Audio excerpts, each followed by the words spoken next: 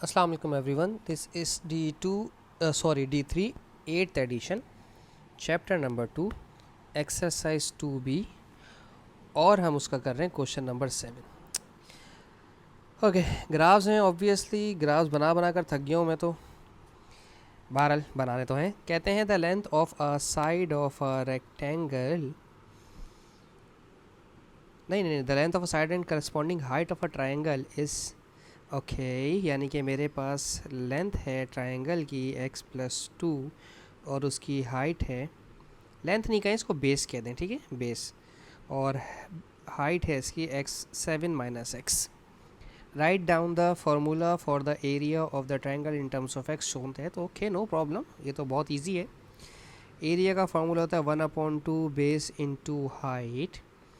1/2 base की जगह लिखेंगे हम x+2 और हाइट की जगह लिखेंगे 7 - x. बट अगर आप यहाँ गौर करें तो इन्होंने हमें कहा है कि इसे एक्सपेंड करें, कर देते हैं एक्सपेंड, नो प्रॉब्लम. 1/2 ऐसे ही लिख करने दें. x को 7 से मल्टीप्लाई करवाएं तो ये हो जाएगा 7x, माइनस x को x के साथ मल्टीप्लाई करवाएं तो बन जाएगा x². 2 को 7 से मल्टीप्लाई करवाएं तो 2 7 = 14. 2 को x से मल्टीप्लाई करवाएं तो माइनस का 2x बन जाएगा, ठीक है. So this is 1/2. Okay, 7x में से 2x गया तो बचा 5x माइनस x² प्लस का 14, ठीक है. तो अगर ये 1/2 इन तीनों के साथ लिखा जाएगा तो इस तरह से लिखेंगे 5/2x माइनस x² प्लस 14/2. देखें, 2 1 = 2, 2 7 = 14 हो जाएगा. 7 यहाँ पहले लिख दें, फिर 5/2x इधर लिख दें, और 1/2 x² साइड में कर दें. 1 लिख देंगे तो कोई फ़र्क नहीं पड़ेगा. इस तरह से लिखने की वजह क्या थी कि ये देखें, यहाँ इन्होंने कहा था 7 5 2 1 2, 7 5 2 1 2, वो सारी कहानी हमने यहाँ कर दी. अच्छा जी, अब हमें कहते हैं on a sheet of graph paper. मुझे भी ग्राफ पेपर लेना पड़ेगा, ठीक है. Using scale of 1 centimetre to 1 और 1 सेंटीमीटर टू 1. ओके, यानी कि हमें लेंथ जो है, डायमेंशन जो है वो x एक्सिस पे लेनी है, और एरिया जो है हमें वो y एक्सिस पे लेना है. इधर इन्होंने a एक्सिस लिख दिया, देख रहे हो, ये y एक्सिस है हमारा, ठीक है. तो इसमें घबराने की ज़रूरत नहीं है. तो टेबल बनाएंगे हम दोबारा से, जैसे मैंने अभी पीछे क्वेश्चन नंबर 6 में आपको टेबल बनाना सिखाया था, मैं यहाँ दोबारा आपको टेबल बनाना सिखाऊंगा, ठीक है. हमारे पास वैल्यूज़ होंगी x की और y की, x एंड y, ठीक है, ऑब्वियसली. तो x की वैल्यू उन्होंने हमें कहा है 0 से 8. अब आप पूछोगे कि कहाँ से कहा, ये देखो, ये लिखा हुआ, ये जो लिखा हुआ ना x 0 till 8, हमें यहाँ से लेना है. तो x हमारा है 0, देन 1, देन 2, 3, 4, 5, 6, 7 एंड 8, ठीक है. अब हम जाएंगे अपने टेबल में, कैलकुलेटर के अंदर, ठीक है. 7 + 5/2x. ओके, पहले हम इसे लिखेंगे 7. अच्छा, अगर मैं आपको दोबारा से समझाता हूँ, ठीक है. आपने पहले मोड दबाना है, मोड दबा के आपके पास ये टेबल कहीं ऑप्शन आ रहा होगा, आपने टेबल पे क्लिक कर देना है. जब आप टेबल पे क्लिक कर देंगे तो f(x) को आप y कंसीडर करेंगे, ठीक है. अब हमारे पास इक्वेशन बन गई है. अब इक्वेशन क्या लिखनी है, 7 + 5/2x. ओके, हमें लिखना है 7 + 5/2, और x के लिए अल्फ़ा दबाएंगे और ये ब्रैकेट का बटन दबा देंगे, x खुद ही आ जाएगा, ठीक है. फिर है हमारे पास -1/2 x² -1/2 और अल्फ़ा दबा के x का होल स्क्वायर.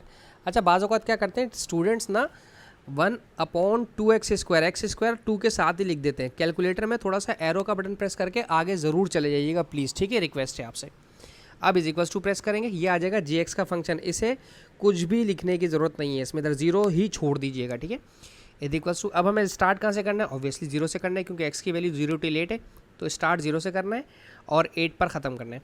इसके बाद हमसे ये पूछेंगे कि कितने पॉइंट्स चाहिए, 1 1 करके चाहिए, 2 2 करके चाहिए. मैं यहाँ पर 1/2 यानी कि 0.5 लिख रहा हूँ. उसकी वजह क्या है कि मेरे पास जो x² था वो 1/2 में था, तो मैं इसलिए 0.5 लिख रहा हूँ. तो अब मेरे पास 8 के बजाय 16 रीडिंग्स आएंगी. देख रहे हैं, ये 16 रीडिंग्स आ रही हैं, ठीक है. ये 8.125 सही है. तो अगर मैं एक काम करते हैं, मैं 0.5 वाली रीडिंग नहीं लेता, मैं 1 वाली रीडिंग लेता हूँ, ठीक है, शायद मेरे पास एग्जैक्ट आंसर आ जाए। अच्छा जी, 0 पे 7 9 10 10 9 7 4 0 -5, वाओ, 7 9 10 10 9, ओके, ये है मेरे पास 7 9, मैं भूल गया, 10 10 9 7 10 10 9 7, और उसके बाद क्या है, 7 9 10 10 9 7 4 0 -5, ओके, ये है 4 0 और देन -5। हैरत की बात है, -5 बिल्कुल हट के एक चीज़ आ रही है, ठीक है। अब हम बनाते हैं इसका ग्राफ, ठीक है, इस पेपर को चेंज करते हैं हम ग्राफ में, ओके।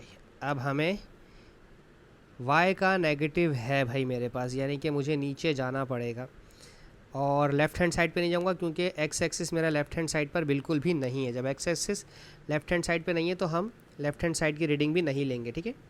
और नीचे मुझे जाना पड़ेगा, इसलिए ग्राफ में थोड़ा सा ऊपर को बनाऊंगा। अच्छा, इन्होंने हमें कहा था, मैं दोबारा से अपने ग्राफ को इन्फॉर्मेशन को पढ़ लेता हूँ कि इन्होंने मुझे क्या कहा था। इन्होंने मुझे कहा था 1 सेंटीमीटर पे 1 और 1 सेंटीमीटर पे 1, ओके, मसला ही ख़त्म हो गया। अब हर बॉक्स पे 1 1 लिखना है, ठीक है।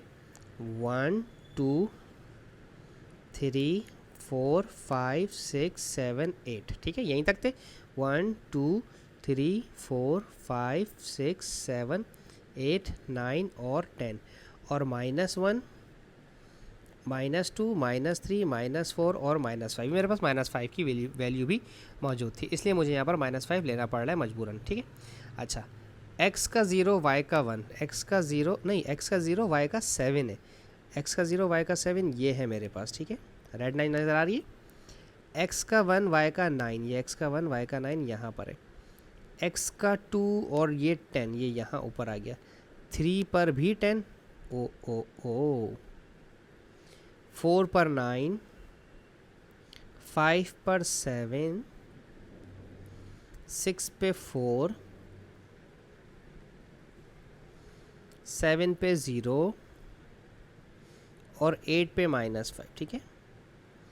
अब जो आपका कर्व बनेगा वो थोड़ा सा यहाँ ऊपर को आएगा, ठीक है, क्योंकि ये बिल्कुल मैंने जो ओ ओ ओ कहा था वो इसलिए कहा था कि कर्व थोड़ा सा ऊपर जा कर के, एक काम कर लेते ना, मैं आपको एक तरीके से समझा देता हूँ, ठीक है।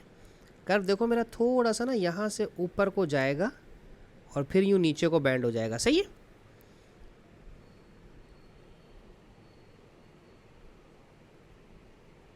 अच्छा, लाइक दिस, ठीक है भाई। अच्छा, ये हमारा क्वेश्चन नंबर 7 का ग्राफ मैंने बना दिया। अच्छा, अब वो क्या कहते हैं, कहते हैं use a graph in the part two find the length of the side of the triangle and it's corresponding height that will result in the maximum area. Maximum area हमारा कहाँ पर जा रहा है, मेरे ख्याल से मुझे 2.5 रखना पड़ेगा, क्योंकि मैक्सिमम एरिया जो है मेरा वो यहाँ पर है। ये मेरा एरिया था, obviously this is my area, क्योंकि अगर आप गौर करें तो यहाँ इक्वेशन में उन्होंने ये y जो है, a जो है, वो हमें इन्होंने एरिया का बताया हुआ है कि ये एरिया हमारा हाईएस्ट है। तो मेरे हिसाब से अगर हम देखें तो हाईएस्ट एरिया जो है हमारा वो यहाँ पर शो हो रहा है कहीं पर, ठीक है ना। ये कहाँ पर, यानी कि 2 और 3 के बीच में, कहीं पर 2 और 3 के बीच में ये मेरा हाईएस्ट एरिया बनेगा यहाँ पर, ठीक है। अच्छा, लेकिन अगर हाईएस्ट एरिया बनाना है तो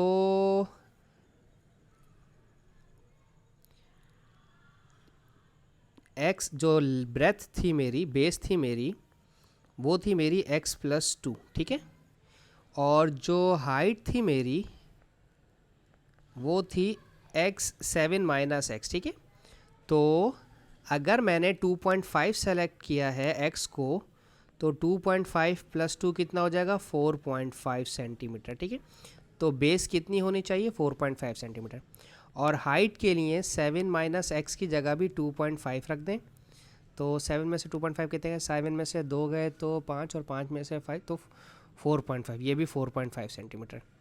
तो हाइट और बेस और हाइट दोनों कितनी होनी चाहिए, 4.7 सेंटीमीटर होनी चाहिए, ताकि आपका जो एरिया है वो मैक्सिमम हो। ठीक है, बाज़ औक़ात हो सकता है कि स्टूडेंट गलती से 2.5 आंसर लिख दें, लेकिन याद रहे कि यहाँ मैंने देखें सवाल में दोबारा वापस गया था कि बेस और हाइट उन्होंने हमें एग्जाम को इक्वेशन में अलग दिए हुए थे। तो प्लीज़ मेक श्योर कि आप थोड़ा सा सवाल को जब आप एक पार्ट करें तो सवाल को दोबारा शुरू से पढ़ें, ताकि गलती की गुंजाइश ना रहे। ठीक है, होप सो मैं आपको समझाने में यहाँ कामयाब रहा हूँ। Thank you so much for watching my channel. अल्लाह हाफिज़।